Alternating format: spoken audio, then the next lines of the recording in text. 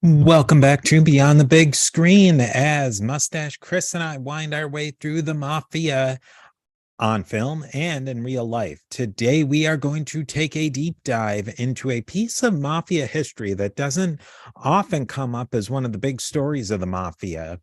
The Montreal Mafia, that is. The Mafia in Canada wasn't a sideshow to the happenings in New York. The Mafia in Montreal was the link with all of the major events in the golden age of the Mafia and beyond. So let's look at the real story of the Montreal mob and its star, Don Vito Rizzuto. Chris, what made you fall into this whole story of Vito Rizzuto and the Montreal Mafia? Well, when we were you had mentioned you wanted to do the show Bad Blood, or you told me to watch it, and I knew about Rizzuto being Canadian, and Montreal is not far away, not that far away from Toronto, and I knew a little bit about organized crime in Toronto myself. So yeah, I did. I mean, it's big. It's a big story up here in Canada. Americans are probably not all that familiar with it, but Vito Rizzuto, and we'll get into it as we go through the series Bad Blood, the Hells Angels, and the West End Gang, and the street gangs in Montreal. It's and we're going to get into it in this episode too. Was massive, especially the Hells Angels. It still is. It's still a massive criminal organization up here right now. That was really one of the big things that got me interested in Vito Rizzuto was the show Bad Blood was spectacular, and we're going to get into that. And it was one of the few TV shows and movies that I had seen in general that was so well done and stuck to the facts. But when you start scratching a little bit further, you see that there's even so much more to Vito Rizzuto and the whole his whole family and the Montreal family that we can get into. So let's just start off maybe with the Sicilian Mafia and the Mafia in Montreal and in Canada. What was going on with them during this early time in the Mafia in the early 19th century up until the 1950s, 60s or so when Vito Rizzuto hits the scene? Yeah. So early in Montreal history, the majority of the mafia came from the region in Italy called Calabria. There was a lot of Sicilians too, but a guy named Vincent Vic Controni. That's what I'm just going to call him because I can't pronounce his first name. There's going to be a lot of like really crazy Italian names as we go through this story. Vic Catroni pretty much ran organized crime in Montreal, and he was of Calabrian descent. And most people aren't aware of this. There's like the La Cosa Nostra, which is the mafia in Sicily, and in Calabria, it's called the Ndrangheta, which I just nailed. I'm very proud of myself. It's a very, if you saw the name like spelt out, there's no way that you would think that's how it's pronounced, but it is how it's pronounced. Yeah, and the Bonanno family, this is kind of where it kicks off a little bit, like early in the Bonanno family history when Joseph Bonanno was still in charge. He wanted to spread the Bonanno family influence in different regions in the United States, and Montreal was one of the areas that he wanted to expand into. Carmine Galanti, who is a really famous mafia guy. He's really famous for basically starting a lot of the heroin trafficking, or a big chunk of it. The mafia had always been trafficking heroin, but the like he trafficked heroin like en masse. He went up to Montreal and kind of set up a lot of the interconnection between the Bonanno family and the Montreal family in the Catroni organization in Montreal. And it's weird because Bonanno family's always been known as more the most Sicilian out of all the five families, and the Catroni family was not entirely Calabrian, but it was ran by Calabrians for the most part, and the Sicilians were kind of pushed aside. But we're going to get into that a little bit later. Yeah, just to set the scene a little bit, Calabria is basically the boot, and Sicily is the island that's getting kicked by the boot, you might say. And it really is fascinating because I think as an American, and as much of an aficionado as the mafia as anybody, that it's not often very clear the difference between the Calabrian mafia and the mafia in Sicily. You just think, oh, they're Italians, they're all gonna and come out in the wash. And that was basically the story in America, that they had pretty much there was some conflict between Calabrians and Sicilians, even in the Castellamarse wars of the Mustache Pete's and all that stuff. But it had kind of smoothed out after that point, that there wasn't as much of a conflict in the US, at least, between Calabrians and Sicilian mafia organized crime. No, there's not. We'll get into there's like a full-on war that breaks out in Montreal, pretty much based around these ethnic, I guess, like sub-ethnic differences between the Italians. Or in the States, it was, I mean, the Sicilians would kind of hang out with the Sicilians and the Calabrians would hang out with the Calabrians. I know there was like I remember reading there was like a big deal about John Gotti, and he was a Neapolitan, right? That's how you pronounce Mhm. it. Yeah. And which is traditionally the Camorra region of Italy. I mean, but he grew up with in the traditional Sicilian La Cosa Nostra.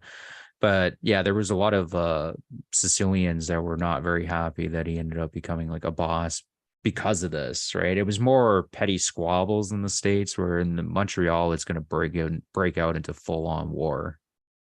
Let's bring Vito and Rizzuto into the story and maybe talk a little bit about his family and then Vito's younger life.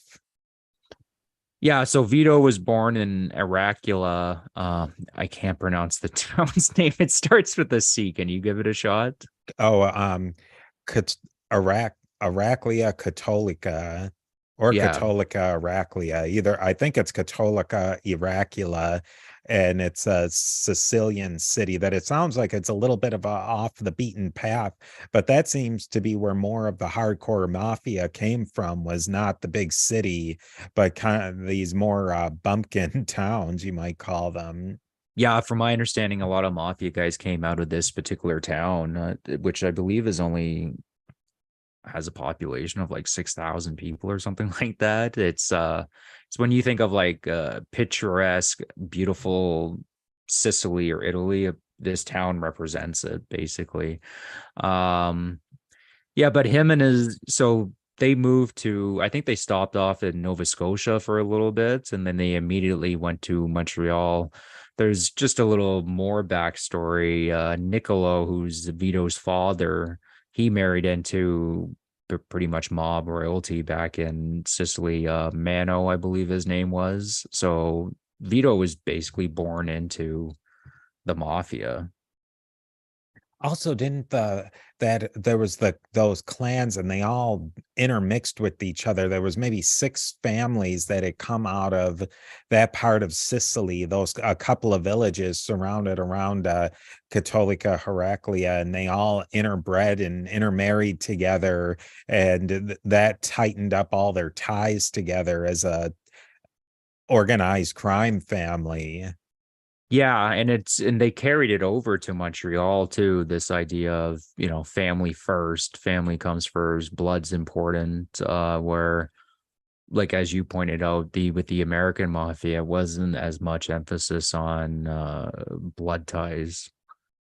Now let's talk about Vito himself, and what did Vito grow up in? What sort of situation was he coming up in? Well, so well, Vito's father, Niccolo, like they went to Montreal and he quickly started working with Vic Cadroni. He was working under a gentleman named Luigi Greco. As I said, the names are pretty far out there, like super ethnic. He ran the Sicilians basically within the Catroni organization, and yeah, Vito was just doing like he was doing, stuff with his dad and learning the ropes. And Niccolo had a fierce rivalry with the Calabrian Paolo Violi. And it was like a simmering feud that went on for a really long time. But Vic Controni, he was a smart man. He was as good at what he did, was able to, keep it from boiling over.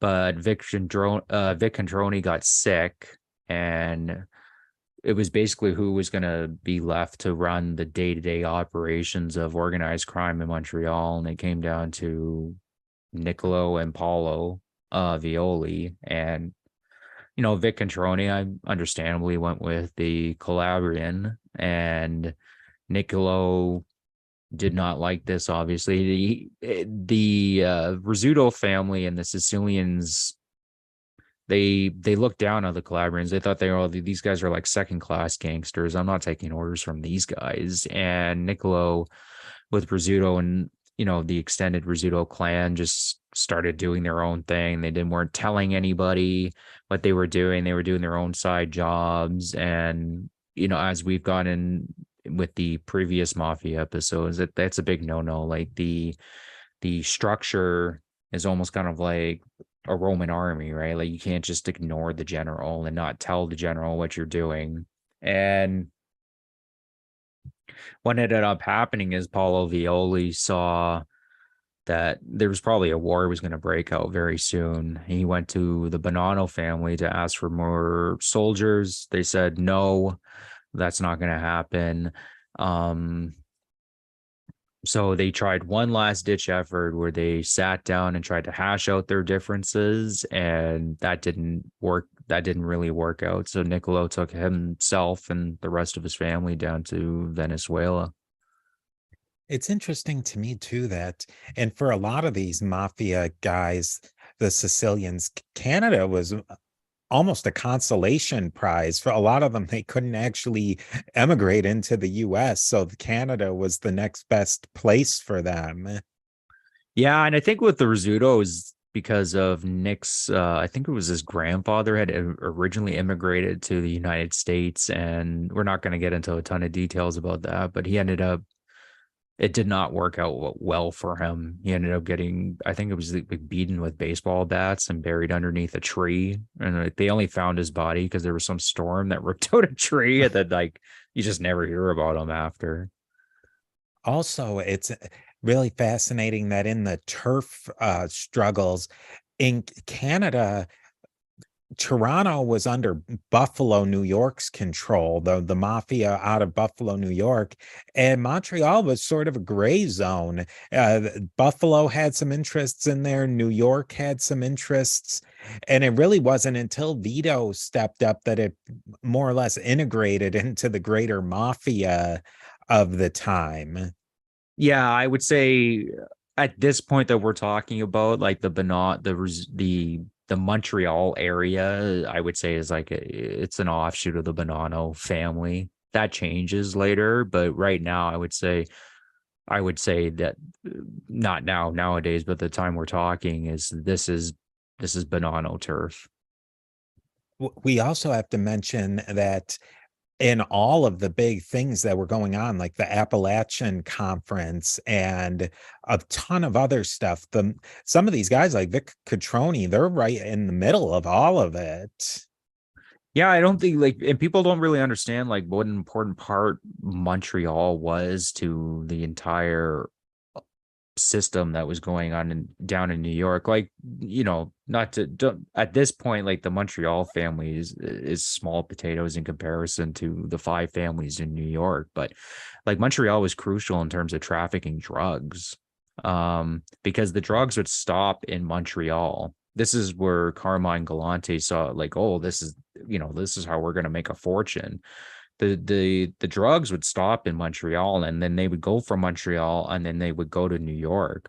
One of the reasons for this is Canada has lighter sentences for drug trafficking in comparison to the states at the time. So you're less likely. I mean, people still got caught going across the border, but you're less likely to if you were to try to ship mass amounts of hashish or heroin or coke straight to New York.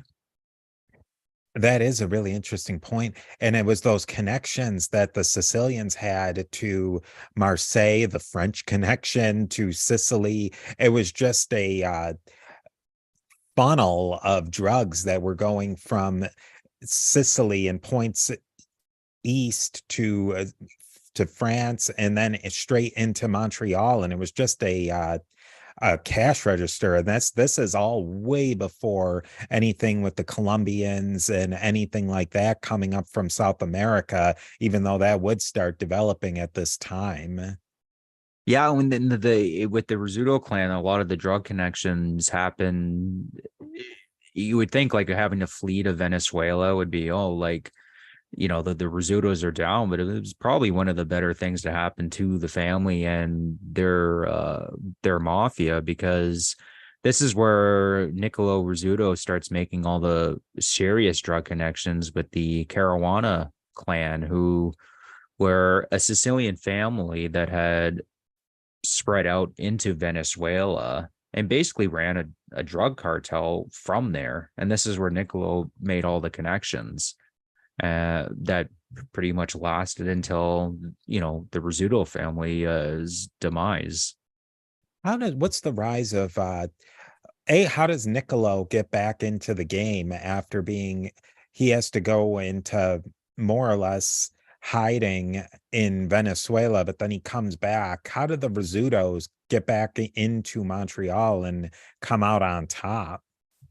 Well, so Paulo Violi, yes, he was I would say probably wasn't the smartest man in the world, but in general, like when he took over the running of the day-to-day operations, he just made a series of like serious blunders. Like one of them was there was an expo in Montreal, and they provided much of the meat that was sold at this expo, and I believe it was 67, but the meat was tainted, which immediately everyone got sick from it, right? And everybody knew who provided the meat, right? So automatically, in terms of the general population and the politicians, you're not doing yourself any favors by doing that. And then he ran, I believe it was like an ice cream parlor, and he rented out a room to a gentleman who happened to be an undercover police officer who basically wiretapped every conversation he had for years. And then this came out later, and Violi's talking openly about, deep secrets of the mafia in terms their connection to the Bonanos and all the stuff that they're into. And this comes out, and for obvious reasons, the rest of the mafia, greater mafia in New York and Montreal and around the world, is none too happy about this. In a lot of ways, they kind of viewed it that he was breaking omerta, just as talking as openly as he was about a lot of the things that were going on. And with the Sicilians that were left there, it does break into a full-on war. And slowly, Paulo Violi's extended family just starts getting killed one by one. And there's debate like who was ordering some of these killings, but a lot of people think it was Rizzuto was ordering a lot of these killings, and with the support of the Bonanno family and the greater mafia, because they weren't too happy with Violi. Now, not to bog everybody down in too many dates, but around what time period is this playing out? Around the 70s. Yeah, early 70s is when it really starts kicking up. And this is really when we look in New York too. This is when drugs are coming into the full fore. That the mafia has pretty much given up this whole idea of, oh, we're not into drugs. They're into drugs big time. Oh yeah, especially the Bonanno family. Like they're unique in the sense the Bonanno family, in comparison to a lot of the other, we talked about it with the Gambino family. Paul Castellano was like, oh, you can't deal drugs, it's like a death. The Bonanno family just said deal as much drugs as you want. Like they were bringing people straight from Sicily over to help with the drug trafficking. They called them zips because I don't know, I'm not Sicilian, I'm not Italian, but apparently according to these Italian Americans, they spoke really fast Sicilian. So that's why they call them zips. They also called them grease balls. Like they weren't like super happy about having all these I get, act like true Sicilians coming over. Carmine Galante was one of the guys that really pushed for a lot of them come over because he saw an opportunity to kind of build his own personal mafia clan with all these new Sicilians coming over. And from my understanding, a lot of why they brought in these guys from Sicily is because they were tough as nails. They actually followed the rules because by the 70s, we're getting into second and even third generation mafia guys who they're completely Americanized. They don't want to follow the Omerta and be tough guys and not look like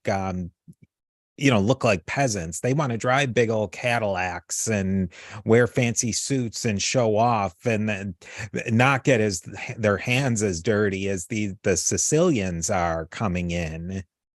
Yeah, and it caused a fair amount of conflict from my understanding because people were, well, who are they loyal to? Are they loyal to their families back in Sicily, or are they loyal to us? And I mean, in some cases they were loyal to the families they adopted, but in a lot of cases they were still loyal to the families in Sicily. They were Sicilian, right? And they basically focused just on drug trafficking, from my understanding. Like, I'm sure they did like a bunch of other stuff, but like kind of traditional mainstays of the American mob and even the Montreal, well, less so the Montreal mob. We'll get into that later, but the American, like racketeering, loan sharking, they weren't really interested in any of that stuff. They just wanted to move the heroin and the coke. I think that I'm in that movie that we talked about a while back on the live streams. Uh, the the gang that couldn't shoot straight. The Robert De Niro character of this fish out of water Italian who is sleeping on the floor and has no idea of American ways. He's not that big of a stereotype from what I read in a lot of these books of the Sicilians who are coming over. Yeah, actually, I hadn't thought about that, but yeah, it would be accurate, and it would also be kind of like how the American mob would view these guys. And how they would view the American mobs, that the American mafia guys are just all Americanized and they don't follow Omerta anymore and they don't they're just all they've become rich and fat, and you can see that there's conflict between those two groups. Yeah, and you could see like the Sicilians being like we're the true Nicosia Nostra, like we're from where it started. Like you guys are just pretending to be mafia. We're actually mafia. There was a lot of that too. With Montreal, maybe let's stop and pause here because Montreal is a very unique place. It's in Canada, obviously, but it's French and it's English and it has uh influences from other French areas such as Haiti. There's a lot going on in the culture, especially the organized crime culture of Montreal. How does the Rizzuto clan fit into this? Yeah, I would like for American audience, I'm trying to think of like a comparison. I like Montreal's kind of like the New Orleans of I don't even Canada. think that really works. There's Montreal is its own beast. No, but you know what I mean in terms of like just like a lot of different Yeah. cultures that have been there for a really long time. Like I'd also say like Montreal is probably the most English out of all the Quebec cities, right? Like from personal experience. Like if you go to Montreal and you're an English speaker, they'll speak English to you. But if you go to Quebec City, they just won't. Yeah, you're on your Right? own. Yeah. You're on your own, right? Like Quebec City is really French Canadian, where Montreal being a port, like kind of like a port city, and having like a lot of Anglo ties, it's a slightly different animal. Yeah, I went years ago. We went to Montreal, and I went in with my best French of "Tenez-vous le au froid," and the woman, she's just like letting me go and letting me go, and then she was like, I speak English. Yeah. Yeah, yeah, it's that's always been Montreal has always been pretty I don't know, one of the more it is the most Anglo city in all of Quebec. There's a lot of French stuff though, and that leads to some conflict with the mafia. Yeah. Well, yeah, I guess this is kind of like a little side note. It's not like important, I guess, for the whole story. Well, it is sort of like Vic Catroni was heavily involved in the politics in Quebec. He was like he'd literally have guys like show up with baseball bats to make sure people were voting the right way, right? And then he had to stop doing that. But he generally supported the Liberal Party of Quebec. We had I don't know, there's no way around it. It was like a terrorist attack, really, with the FLQ, who were French liberation, French independence fighters, I guess you could say. And they kidnapped I believe it was the labor, yeah, it was the labor minister, of Quebec. And but they don't like they knew that they did it because they wrote a manifesto about it, everything, and they actually mentioned Vic Controni by name, saying like this is why this whole system is corrupt. And in their defense, they weren't lying. Like Vic Controni and the mafia and just in general were rigging elections. They ended up killing this labor minister, actually, and there was a huge crackdown in Quebec. In all, I believe that they called in like the military and everything like that, and they put the entire country on military watch. Um, but at one point, like Vic Catroni actually went to the police and offered, like, "Hey, like we know people, we can try to find this guy." And the police were like, "Yeah, help us." And they never found him. This leads us into the high water of Vito Rizzuto and the Rizzuto family in Montreal. What tell us about the Rizzutos in Montreal and what it was like when they were really in control. Yeah, so Paolo Violi, he ends up getting killed, which basically the Rizzutos come in and fill that vacuum. And Vic Catroni is actually alive for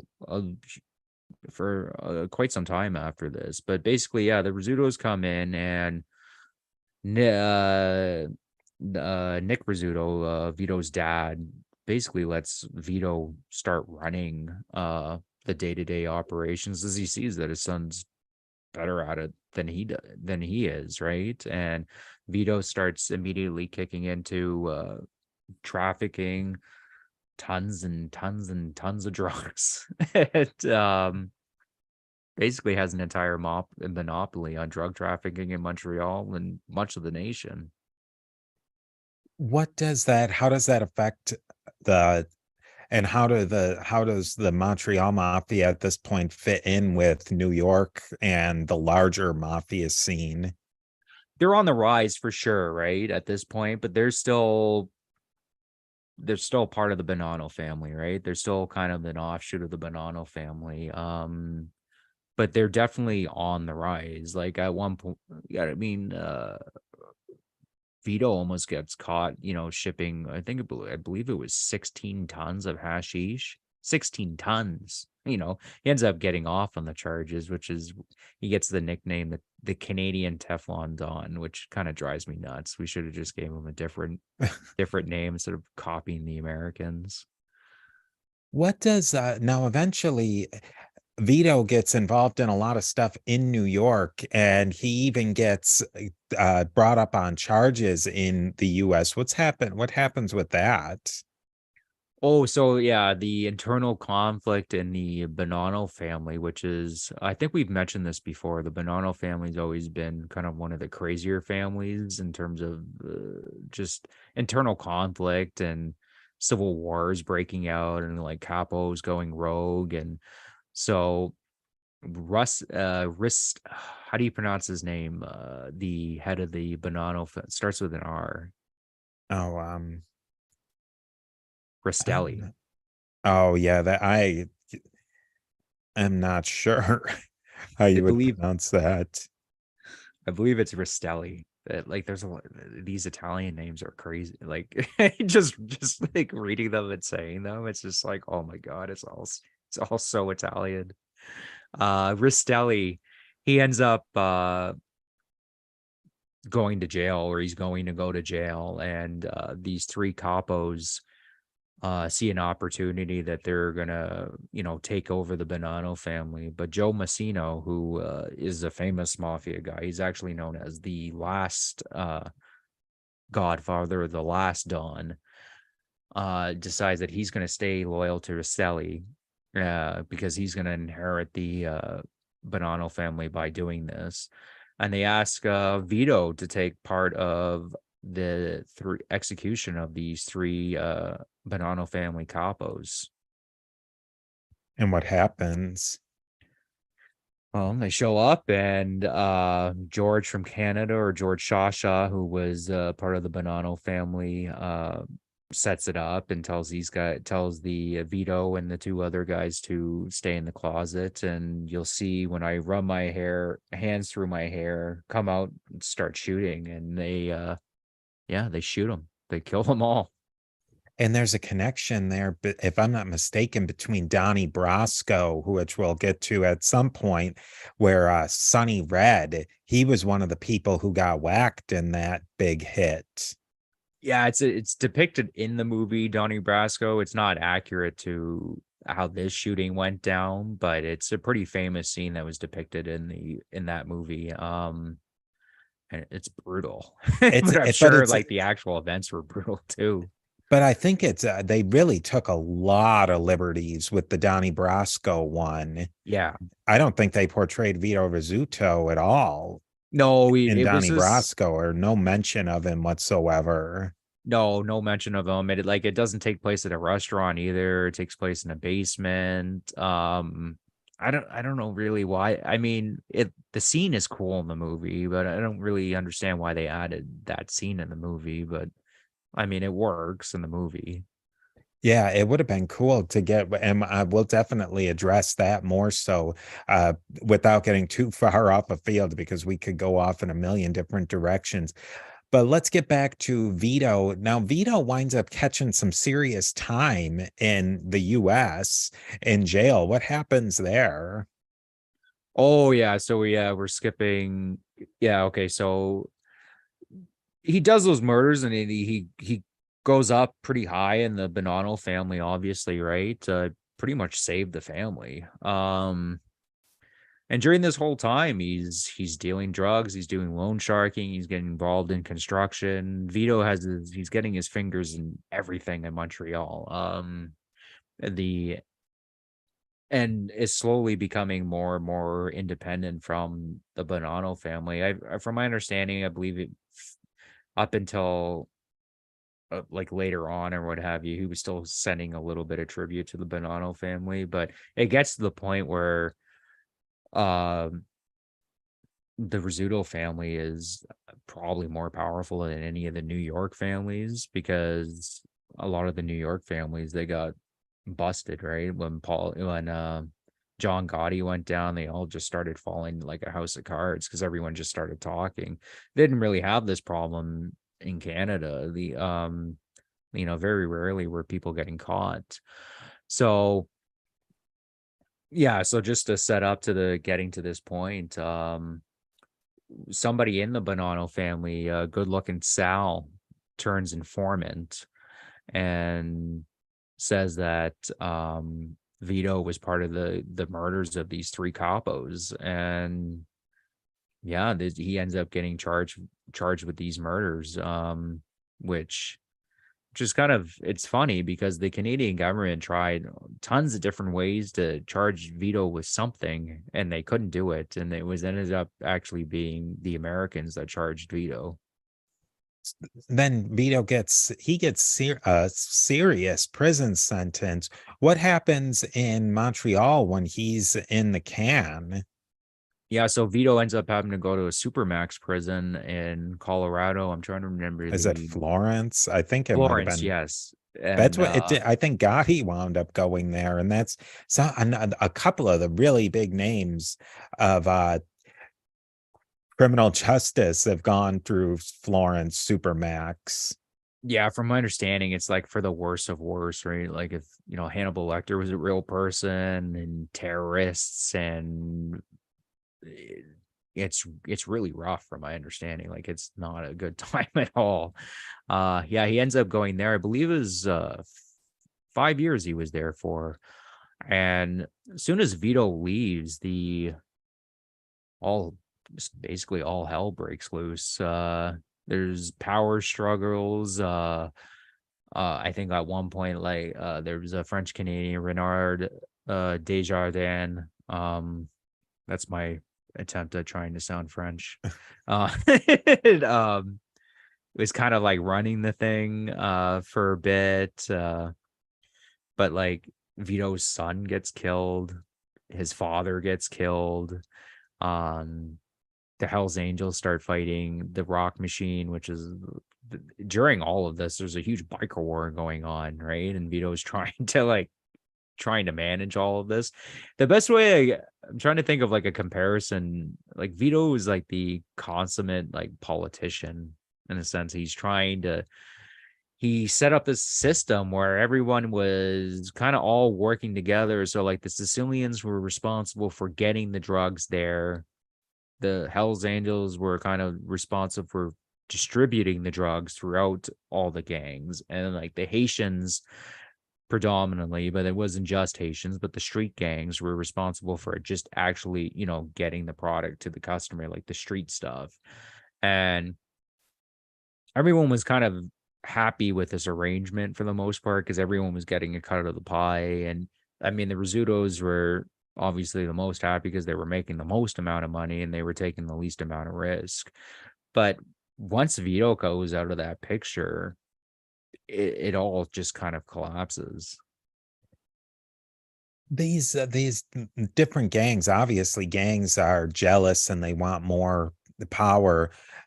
What happens when Vito gets back? Is Vito able to just slide back in? Hey guys, I'm back. Let's resume where we were at, or does he have to really fight to get back in control of Montreal?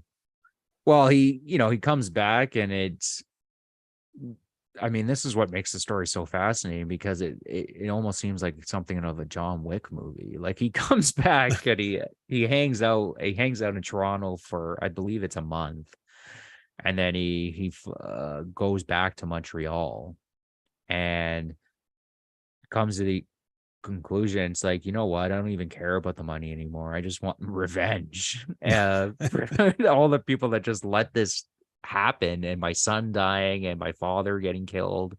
Uh, and just immediately bodies start dropping. And it's interesting that the bodies that were dropping weren't necessarily people that were against him. They were people that were supposed to be supporting the Rizzuto family and didn't show enough loyalty or had just straight up betrayed him while he was in prison, thinking that he was just never going to come back. And he comes back and yeah, the bodies start dropping like something out of a John Wick movie, really. Like Vito's not doing it himself, but he he doesn't even care about the money when he comes back. He wants revenge. Like kind of an old, I guess you think like stereotypical like Sicilian mafia vendetta type stuff, right? Like in the movie The Godfather. But it's true. This is what actually happened.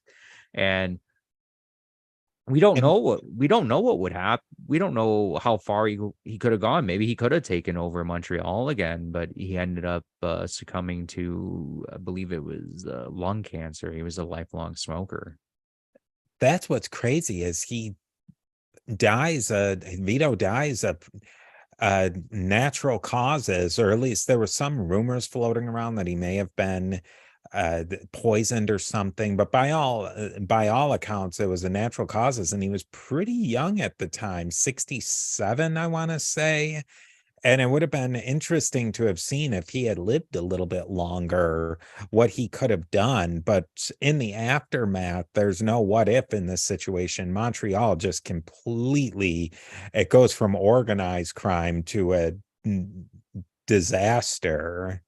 Yeah, completely disorganized. For a really well, I mean the mob the there's a war going, it's still going on to this day, within the Italian mafia. The Hells Angels had pretty much won their war against the Rock Machine. They're the top dog now in Montreal, but like I guess it must be kind of embarrassing for these for the Sicilian mafia that's left in Montreal. They have to like pretty much kind of pay tribute to the Hells Angels now. But like Vito kind of had warrant, like it's funny, like John Gotti, when he went to jail, he said like you guys are making a big mistake, like it's all, you're gonna miss John Gotti. um and Vito pretty much said the same thing too. That's like, well, you guys don't really know what you're doing. Like you, like I'm the only one that's like kind of keeping this tame and stopping these crazy wars from breaking out. And I mean, it kind of is the truth, right? Like it's disorganized crime in Montreal right now.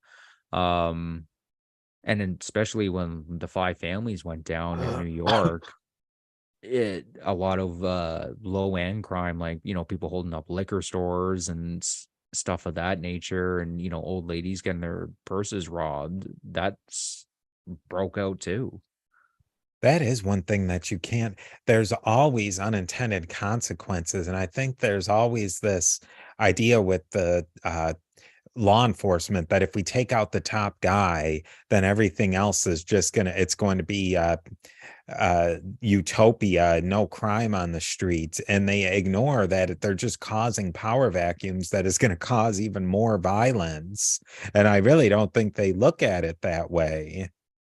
No, I don't really know. Well, otherwise they would have like kind of seen, I guess you're kind of putting the rock in the hard place. It's like, oh, well, who's trafficking all the drugs into the city? Well, it's Vito Rizzuto, right? But someone's going to be trafficking the drugs, right? Like the only way you're going to actually really stop people trafficking drugs into the city is if you start doing like immediate death penalties where people are like, I'm going to die if I'm caught trafficking drugs, right? Like that's really the only way you're going to do it. And was that going to even really solve it? I think it would help probably, but I mean, in a lot of places that have completely shut off drug abuse, it's through those draconian means. I believe it was in communist China. That's what they did to end the opium dens, and Afghanistan, or whether it was the Taliban or whoever had taken on the pashas or whatever. Or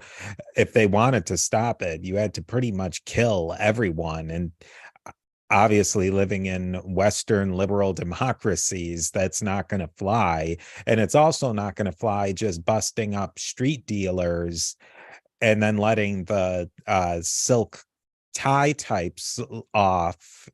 yeah. It's a rock and a hard place situation that in a lot of ways there's not much that the government can really do. Yeah, really. So I mean, should they have left Vito there or should they have taken him out? I don't know. I It don't really like gets into hard. that. I mean, we've talked about it in previous episodes of this. I've talked with other people on episodes about drugs. It really is a whack-a-mole situation. They stomp Yeah. down on one thing and end it. They were very successful in destroying the Italian mafia and their hold on the drugs, and then the cartels bumped up, and they start putting a clamp on the cartels. And from China, you're able to send in a little package of fentanyl the size of a cell phone that can be cut into endless amounts of street drugs, and it's the next thing that they have to try and figure out, and you're always three steps behind what the criminal innovators are doing. Well, I mean, in terms of Montreal too, like the Rizzuto family is really not much of anything anymore. But like the Adrongata in Southern Ontario just kind of filled that vacuum to a degree, right? And they became a lot more powerful. I mean, they even the Italian government's like, oh, they clamped down on the La Cosa Nostra in Sicily, but the Camorra and the Adrongata just kind of filled that void too. Now let's leave it in here. We could talk a lot more about Vito Rizzuto in depth, but we are going to tackle our first series, television series, in the next few episodes, where we're going to actually talk about Bad Blood and break down some of the episodes and talk about the individual activities that were in that first series of Bad Blood, and get into the history and talk about how it was portrayed. So I am really excited to get into this story and a little bit of a change of format that we're going to get into. Yeah, this episode we just kind of wanted to give people like a light overview, leading up, like how did Vito get all his money? What was Montreal before the Rizzutos, the connection to the Bonanos, because on the in the TV show I've watched it, and it's not perfectly clear because the TV show is mainly focused on you know what happens after when Vito goes to jail, right? So during the TV show episodes, you're going to be talking about the Hells Angels and the Rock Machine and the Adrongata and the West End Gang and the street gangs as they come up, and we'll go into more detail with that. This is just kind of a light overview. I would suggest to the audience, though, is there's a book called The Sixth Family, which goes through the entire history of the Rizzuto family, and it's quite well done. So if you want to do a little background research yourself as we're going along in this series, I would suggest reading that book. Yeah, that's a great one. And then there's a postscript to the whole story of about one of the people who tried to take over from Rizzuto, called Nicky Scarpa, I believe.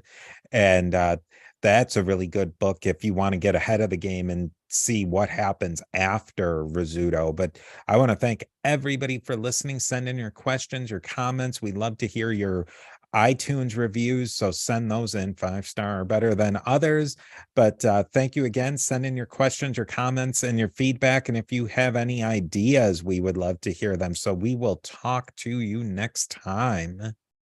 Yep. See you guys. Get ready. This is going to be a fun series.